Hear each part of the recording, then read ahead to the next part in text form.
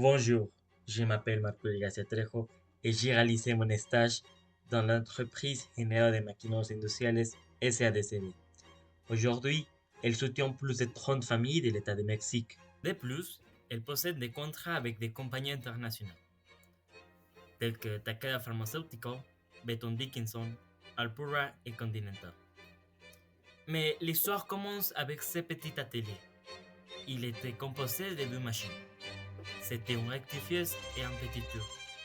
La rectifieuse utilise afin de rectifier les pièces fabriquées pour avoir plus de précision dans les résultats. Et le petit tour sert à fabriquer en général des pièces cylindriques en masse. D'abord, Monsieur Alfonso travaillait pour Everready Company. Au fil du temps, Lilia Salinas Lopez, sa fille, a hérité les mandats avec son époux et ingénieur en statistique industrielle, Marco Antonio Martínez. De plus, la directrice d'achat est Claudia Alejandra. Género de Máquinas Industriales attend la satisfaction de ses clients.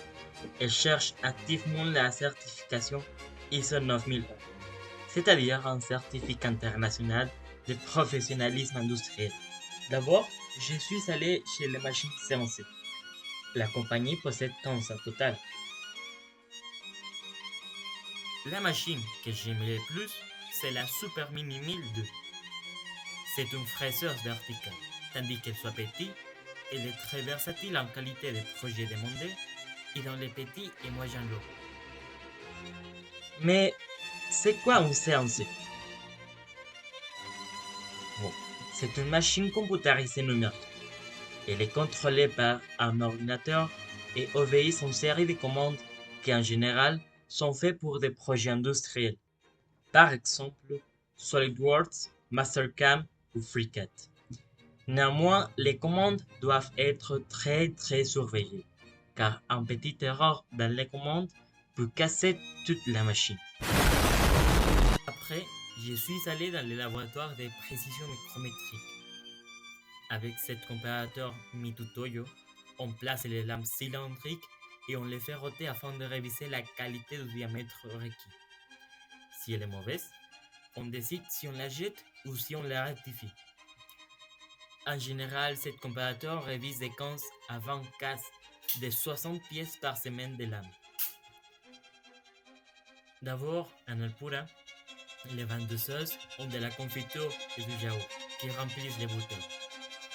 Puis en Becton Dickinson, les lames coupent les secondes. Ce processus est très bien supervisé, car un mal fonctionnement peut provoquer qu'un morceau de verre y rentre.